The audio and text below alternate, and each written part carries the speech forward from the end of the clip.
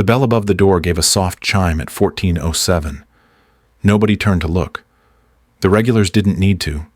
They heard the rubber soles first, that soft squeak against worn tile that didn't match boots or tactical shoes. She stepped in wearing a sun-faded hoodie and sneakers that had long ago given up their shape. The sleeves hung just past her wrists, and her canvas backpack looked like it had been through too many airports and not enough repairs. The store smelled like it always did: gun oil, spent brass, and dust trapped in the corners of display cases. Flags hung above the counter, creased from years, one stitched with a ranger tab, another from a Marine unit no longer active. Conversations lowered slightly. Not enough to notice unless you were listening. A retired Army sergeant leaned closer to his friend by the ammo case, nodding toward the door without moving his chin. Her eyes scanned the racks but didn't linger. Rifles lined the left wall, bolt actions up top, tactical builds beneath. Pistols gleamed in glass displays. A mounted ACOG behind the counter caught light from the overhead bulb. She walked past them all, just a slow, quiet pace that made her look unsure, even though her posture didn't falter. Behind the counter, a man in his 40s adjusted his flannel and gave a smirk without raising his voice. "You lost." The words didn't come out, but they were there. The way he tilted his head said enough. Two younger guys in the back, probably weekend range shooters, chuckled to themselves as they exchanged glances. One nudged the other. She's probably looking for her boyfriend. A woman with a Glock logo on her hoodie watched from behind a glass case of subcompacts. She tapped her nails twice on the counter, a small, sharp rhythm, like punctuation on a silent opinion. Nobody said anything loud, not yet, but every look in the room passed judgment. Her hoodie was too thin. Her shoes didn't match her purpose. Her face didn't carry the set jaw of someone who'd ever zeroed a scope. Emily didn't flinch. She walked past the bulk of the customers, her steps neither rushed nor slow. The floor beneath her had streaks of boot polish and chalk residue from dry fire drills. The ceiling light flickered once. Her hand adjusted the strap on her shoulder. Not from nervousness, but habit. There was a rhythm to her movement. Calm. Practiced. Still. In that moment, she stood out like a civilian on a flight line, and every eye in the room, without meaning to, calculated what she couldn't be. Not law enforcement. Not prior military. Not part of their world. The silence had a weight to it now. Not full-blown confrontation. Just ambient tension. The kind you felt when someone unknown stepped into a space thick with unwritten rules. Someone near the back coughed just loud enough to draw attention.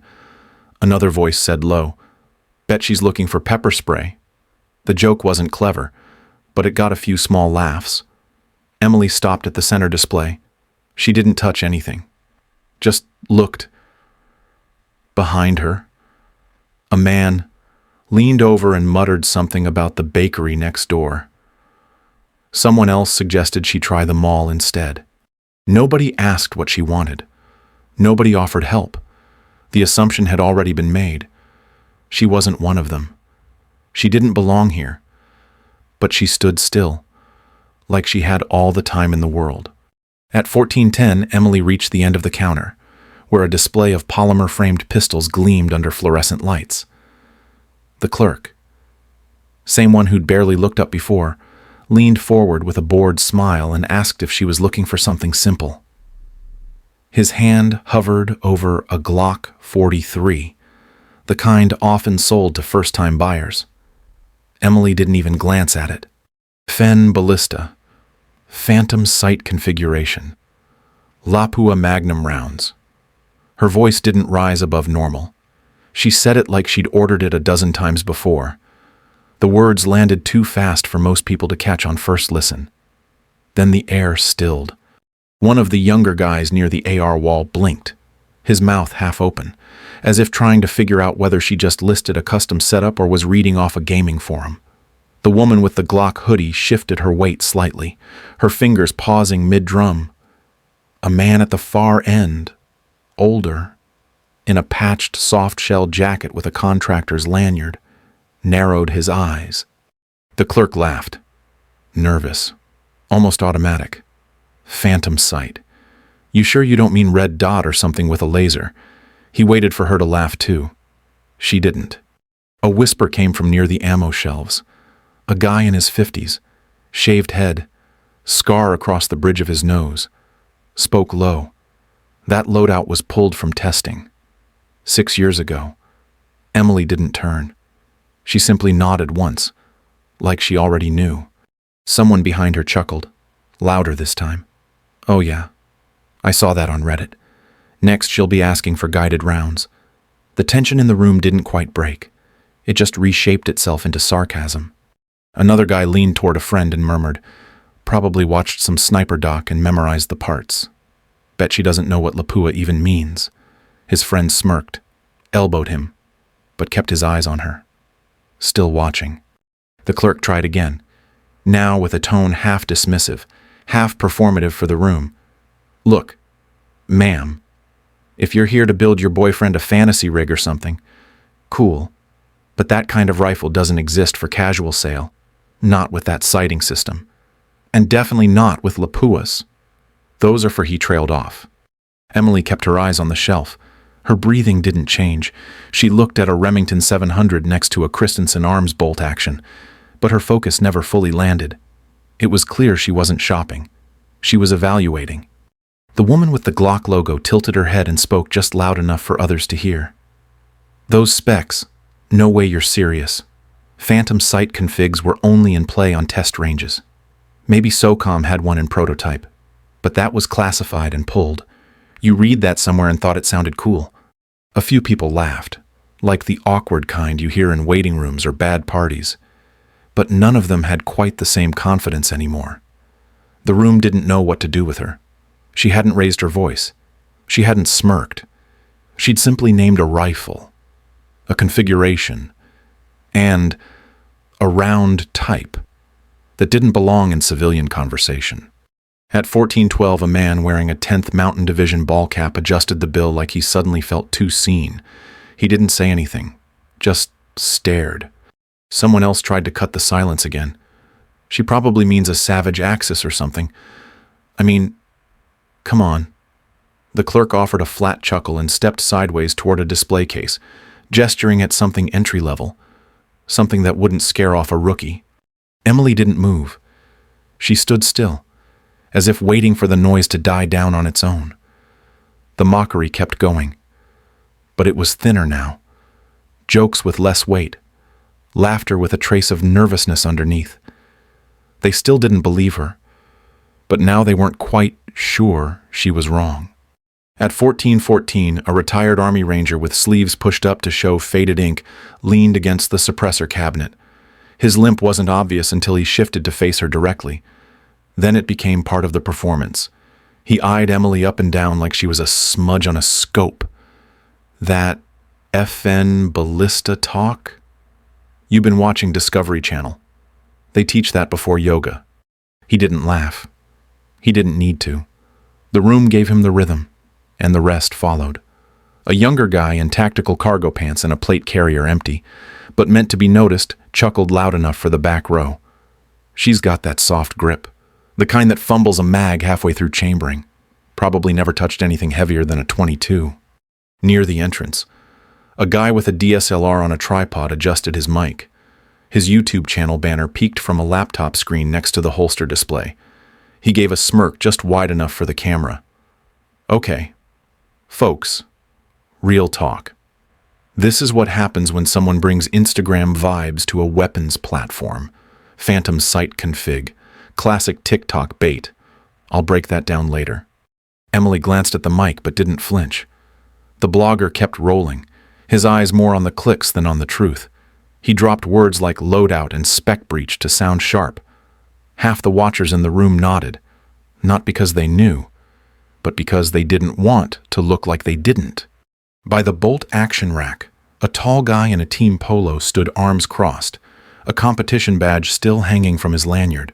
He scoffed under his breath, but loud enough to land. You know how many rounds it takes to calibrate a 000 sight system? Spoiler alert, more than one YouTube comment thread. The blogger laughed first. The ranger tapped his cane twice. Then someone near the wall echoed, "Maybe she thinks it's like setting up a gaming mouse." The shooter took the cue. Bet her kill counts from Call of Duty. Just hits buttons until something works. Emily stood still. Her weight balanced between both feet, her hands resting loosely by her sides. Her jaw didn't clench. Her shoulders didn't rise. She simply watched them talk, eyes unreadable. That stillness felt louder than any retort, but they didn't stop. The blogger leaned forward now, emboldened. "Ma'am, you're in a real gun shop, not a BuzzFeed quiz. Saying ballista out loud doesn't summon one from the back." The ranger snorted. Probably thinks the bipod comes pre-attached too. The shooter walked a step closer, arms swinging lightly, like he needed the space to feel in control. "You ever shoot in wind? Not fan breeze. I mean a real crosswind at 600 yards. Didn't think so. Emily blinked once. Nothing in her face gave them satisfaction. The silence stretched. It made them nervous. The ranger cleared his throat, louder this time, like needing to fill the air. That silence, not power. That's someone thinking of a way to backpedal. The blogger adjusted his camera, shifting focus as if he'd captured enough to clip later. His smile didn't reach his eyes anymore. The shooter looked over at the others, as if waiting for affirmation, and got nods. Weak ones. The confidence in the room wasn't gone, but it was starting to look like a front. At 1416, no one had said her name. They didn't know it. They didn't ask.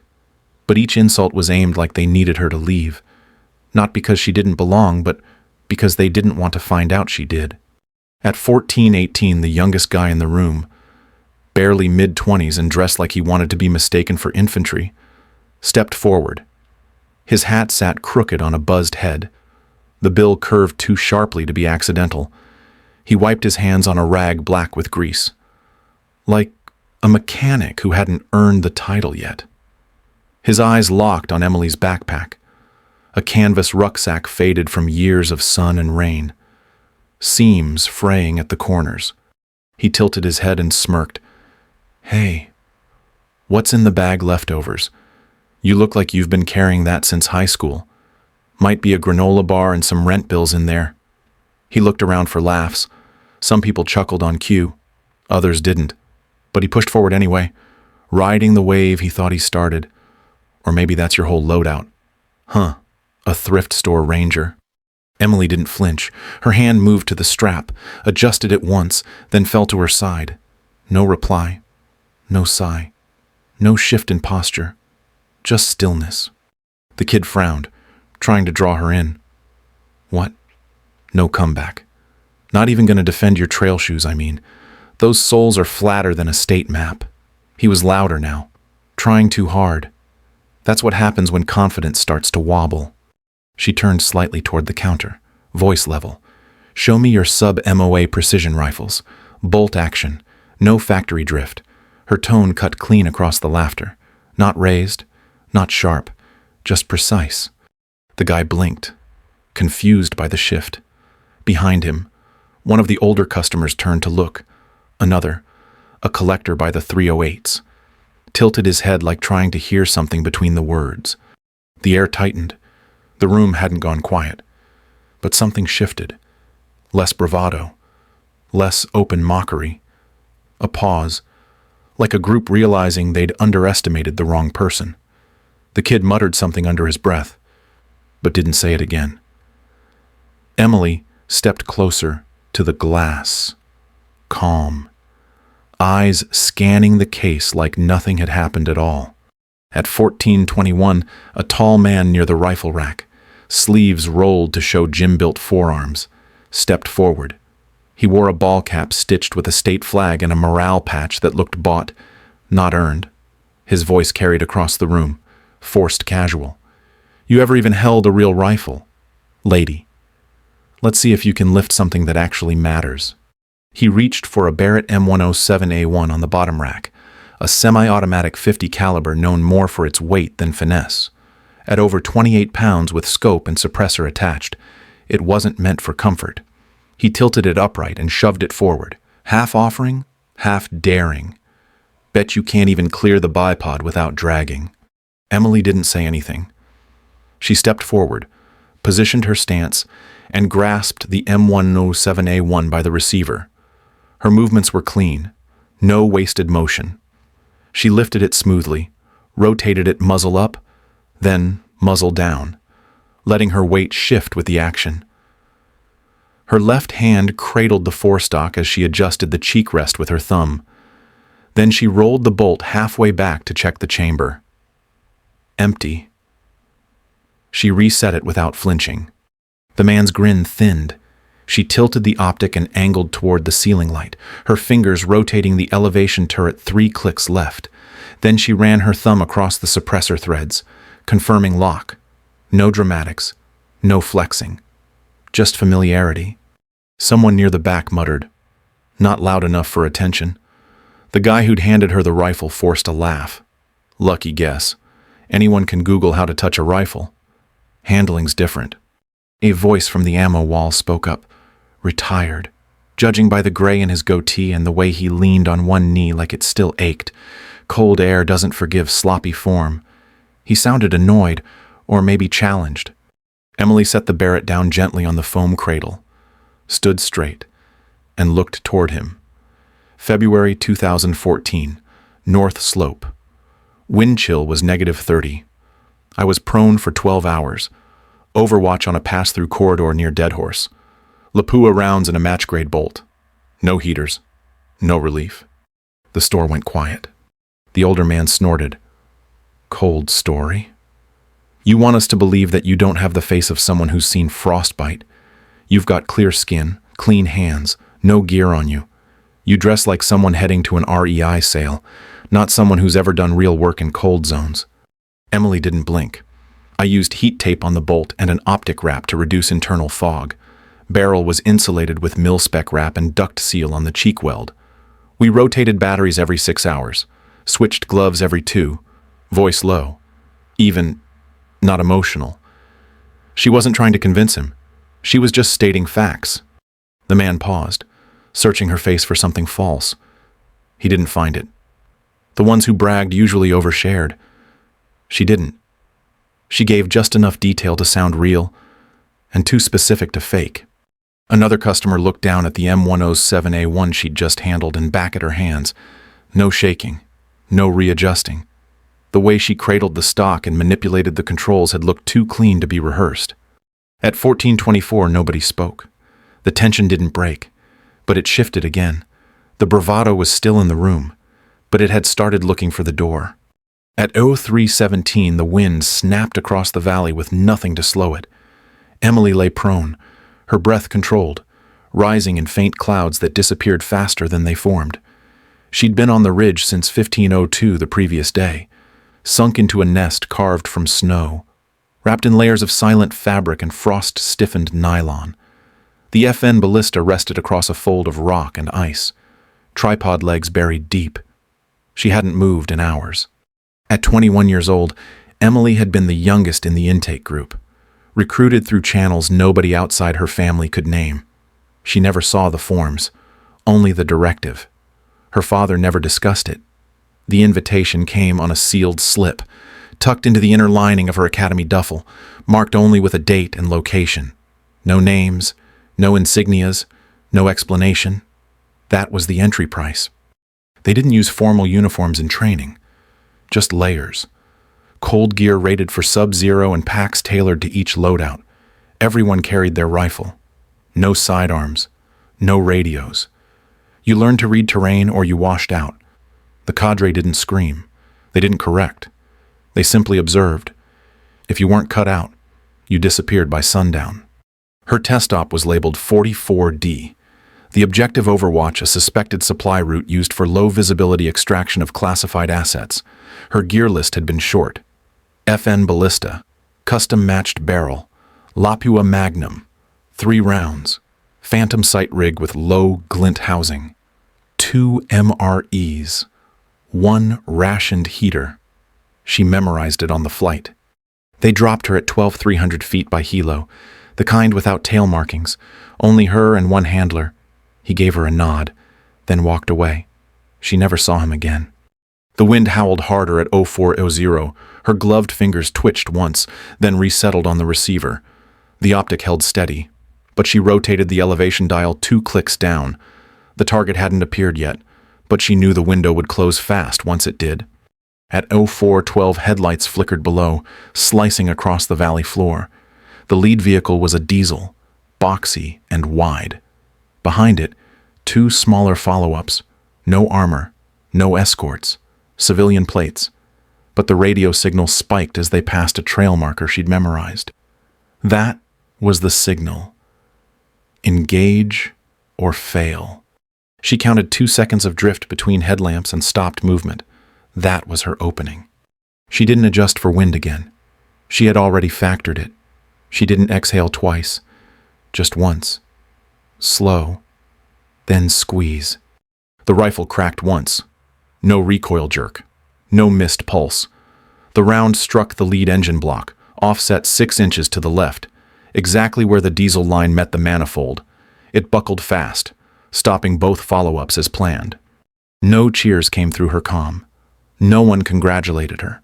She waited 10 minutes per protocol, then powered down the scope and reset the bolt. At 0623, a blacked-out ATV pulled up behind her position. A masked operator in Arctic camo gestured silently. She handed off the rifle and stood. Her legs didn't respond at first. She limped to the vehicle without help. They drove back through a different trail than the drop-in. She never saw the footage, never received confirmation. Later, she'd sit in a bare metal room as an officer with no name tapped a finger once against the table. No notes, no records, just that single nod. You're cleared. No patch, no medal, no after-action report. Just silence. And one night back home, her mother asked how the retreat had gone. Emily said it was cold. Her mother smiled, as if it had been a spa. At 1427, the light caught just enough of Emily's wrist as she reached for a cleaning mat near the counter. A faint mark showed beneath her sleeve, barely more than a shadow. But it was there. A blacked-out serial glyph, faded and angular, no larger than a postage stamp. The man closest to her saw it first. He squinted, leaned in slightly, and froze. Wait, that ink. He didn't finish the sentence. His voice dropped halfway through. A second man, older, quieter, leaning near the precision rifles, stepped forward. He didn't speak. He looked down at the open box of match-grade cartridges she had asked to inspect earlier. One round sat apart from the others. It had a microscopic engraving along the casing neck, a pattern most people would never see, let alone recognize. But the second man did. He picked it up with careful fingers, rotated it under the glass. His mouth pressed into a hard line. SPC-17. He said it quietly, like a number that didn't belong in daylight. The whisper carried anyway. A pause rippled through the room. Someone near the suppressors shifted their stance. Another man, the one who had mocked her shoes an hour earlier, backed half a step. He didn't know why. He just moved. That's not real. The competitive shooter said it flatly, arms still crossed, voice louder than it needed to be. It's a fake mark. People replicate stuff like that online all the time. Nobody even knows what SPC-17 was. A man near the counter, ex-Air Force by the look of his shirt, swallowed hard. That's because they shut it down in 18. Quiet. No debriefs. No paper trail. They said it never existed. But there was talk. There was one shooter with a phantom rig and a ghosted ID. One. Emily didn't speak. She rolled her sleeve back down and let her hand rest lightly on the edge of the display. Her breath stayed even. Her eyes didn't shift. She didn't confirm or deny anything. The man with the cartridge set it down like it might go off. You trained under that. His voice cracked at the end. Not from fear, from something harder. Respect laced with uncertainty. No one answered. Emily didn't need to. At 1429, the room changed. The laughter that had colored every minute before now sat at the edges, distant, unwelcome. People looked at her differently, not with kindness, but caution. The kind of pause people give something they thought was harmless, until it moved. At 14:33, the store manager finally spoke. He'd been silent for most of it, just watching from behind a laptop and a stack of order forms. But now he walked around the counter, keys in hand. Let's settle it. Demo range is open. You want to see her shoot? Let her shoot. No one argued. A few nodded, half hiding their anticipation. The range was out back, a climate-controlled corridor designed for product testing, reinforced with 4 layers of military-rated ballistic glass, staggered to simulate hardened cover. Targets were set at 100 meters, backlit, with a central red dot the size of a silver dollar. The door clicked open at 14:35. The hum of the filtration system grew louder as they stepped inside. The lighting changed sharper, harsher. Fluorescence buzzed overhead. Emily walked in without hesitation. The others followed, but slower, like they weren't sure they wanted to see what would happen next. The manager unlocked the weapons vault and pulled out the FN ballista. It was matte black, suppressor mounted, bolt already locked back. No one else touched it. He handed it to her carefully, both palms open. She accepted it with one hand at the forend, the other beneath the receiver, then shifted her weight. She moved to the firing bench, resting the stock gently on the padded mat. Her fingers traced the bipod legs, extending them evenly, adjusting the angle by feel. Then she settled into position, left elbow down, right hand wrapping the grip, finger resting along the trigger guard. At 14:37, the room held still. She chambered a Lapua Magnum round. The bolt cycled smooth, one click down on elevation, half a turn on windage. Her eyes settled behind the scope. She didn't blink. The space narrowed, the sound of breath. Slow inhale, slower exhale. Again, again. No one said anything. Even the blogger had stopped recording. At 14:39, Emily's index finger slid to the trigger. She didn't squeeze immediately. She waited through another breath. Then break. The ballista cracked, loud even through the suppressor. A single, perfect recoil impulse. The round tore forward, passed through 4 sheets of staggered ballistic glass. Each panel cracked, splintered, and bowed, but none stopped it. It struck the red center with surgical precision. The sound of impact echoed faintly in the steel-lined range. No one moved. At 14:40, Emily lifted her face from the stock, rotated the bolt, and ejected the casing. It clicked once against the tray. She stood slowly and stepped back from the bench. A murmur came from the back of the group. A man in a faded OD green jacket, short cropped hair, scars visible along his neck. He hadn't spoken all afternoon. Retired Special Forces. Quiet type. He said it low, almost to himself. She's the ghost. The one from the Arctic drills. The one they said never missed. The room didn't erupt. It just froze. Even the ones who still doubted didn't speak. Nobody joked. Nobody questioned the setup. One guy rubbed the back of his neck like he'd been standing in the wrong place too long. Emily said nothing. She picked up the spent casing, slid it into her jacket pocket, and returned the rifle to the counter. Her hands didn't shake. Her breathing hadn't changed.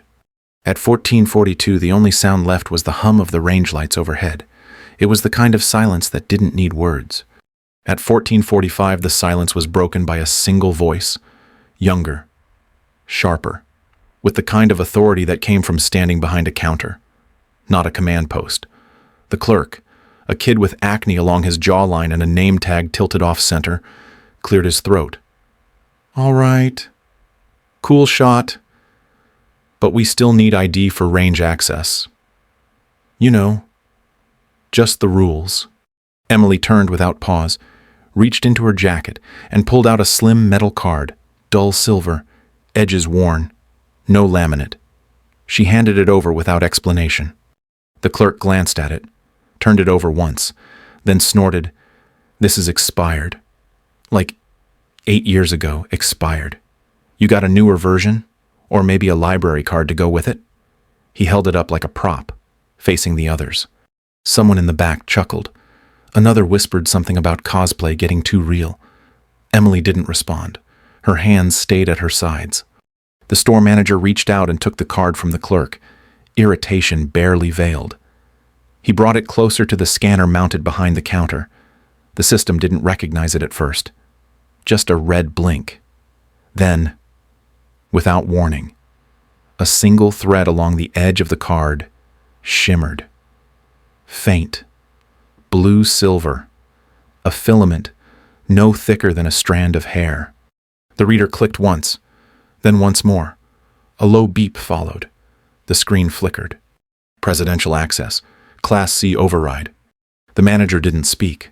His jaw tensed as he lowered the card. Someone near the window shifted, their boots squeaking on tile. The clerk's face drained. He stepped back without realizing. At 14:47, the unmistakable chop of rotor blades started to swell outside. The sound deepened fast, not news chopper light, military weight. Dust stirred in the parking lot as a UH-60 Black Hawk dropped from the tree line behind the building, landing with the kind of authority only federal movement carries. The windows rattled, phones came out. Nobody spoke. The side door opened without a knock. A federal agent stepped inside, tall, clean-shaven, black suit, no insignia, no words. He held a sealed envelope in his left hand, white, thick, marked with a gold presidential seal, recessed into wax. He walked straight to Emily, ignoring everyone else. The manager stepped aside. So did the clerk. The agent didn't make eye contact with anyone but her. He offered the envelope with one hand, said nothing, and waited until she took it. She did. Slowly, deliberately. The seal was stamped Class C Recall. Beneath that, in sharp letters, by order of the President. The agent gave a small nod, then turned and walked back out. At 14:49, the chopper lifted off. No further words had been spoken. Emily stood holding the envelope at her side, unread, untouched. The store was quiet again, but this time, it wasn't tension. It was reverence. No one asked who she was. They already knew they didn't have clearance to find out. By 08:12 the next morning, the gun blogger's most recent video had vanished, not removed, just gone, replaced with a message about policy violations and flagged content. His sponsorship banners were pulled by the afternoon. By the end of the week, his channel stopped updating. He never mentioned the store again. The competitive shooter's name disappeared from an upcoming invitational, a quiet disqualification. No official reason given. His lanyard credentials no longer scanned at the local range. He tried to protest, but the emails went unanswered. Eventually, he stopped showing up. Karen, the woman in the Glock hoodie, lost her job 2 weeks later. Not loudly. Just a quiet HR reshuffling after a compliance audit raised concerns about her conduct. Her exit wasn't posted. Her nameplate was gone by morning. The clerk who mocked the card never got promoted. Rumors of a flag in the system followed him to 3 job interviews. He stopped wearing tactical gear in public. Nobody asked why. The man who'd forced the Barrett into Emily's hands was called out online for faking a military background. A quiet thread on a forum turned into a full exposé. He deleted his account. His gym stopped tagging him in posts. The old veteran with the frostbite jokes was told by his hunting club that his presence made others uncomfortable. No ban. Just a suggestion. He got the message. He didn't return. None of them were ruined. Just removed. Edges blurred. Reputations dulled. No lawsuits. No accusations. Just absence. Like the air had shifted, and they'd been left on the wrong side of it. Emily didn't come back. Not to explain. Not to watch. She never posted. Never followed up. The envelope had been enough. At 08:43, someone cleaned the fingerprint smudge from the demo range glass. That red dot still sat dead center, untouched, unmatched. At 14:52, the UH-60's door swung open again. Wind pressed against Emily's jacket as she stepped forward, envelope still sealed in her hand. The rotor wash kicked dust across the pavement, tugging at the edges of her sleeves. She didn't flinch. One step up, then another, until her boots settled on the deck. No one helped her in. No one needed to. She paused just before the door closed, turning her head once toward the store. The windows reflected the afternoon light. Inside, people had scattered pretending to reorganize shelves or scroll through phones unsure whether to look or look away. Her gaze didn't hold judgment. It didn't hold anything. Just stillness. The envelope pressed against her side, warm from her palm. In her mind, she told herself what she always did. I only came for a few old rounds. Just a quiet errand. Just a name they forgot. But as the helicopter lifted, she knew that peace wasn't hers to claim. Not yet. Maybe never. The ground faded beneath her. The shop shrank. The noise fell behind. But the weight of silence traveled with her. You've probably been there. Walked into a room and felt the weight of eyes that already decided who you were. Maybe it was your clothes, your silence, the way you didn't fit their mold. It hurts in a way most people won't admit. Not loud pain, just the kind that lingers long after you leave. But here's the truth. Dignity doesn't live in what they think. It's not handed out by strangers or earned through applause. It's in the choices you make when no one's listening. It's in how you hold still when the world pushes. In how you don't explain yourself to people who've already made up their minds. You're not alone in that. If you've ever been dismissed, underestimated, or looked at like you didn't belong, you're in good company. You don't need to shout to prove your worth. You've carried it all along. If this story made you feel seen, drop a comment below. Where were you when someone got you all wrong? I want to hear it. We all do. Hit follow. Let's keep walking through this together, one step at a time.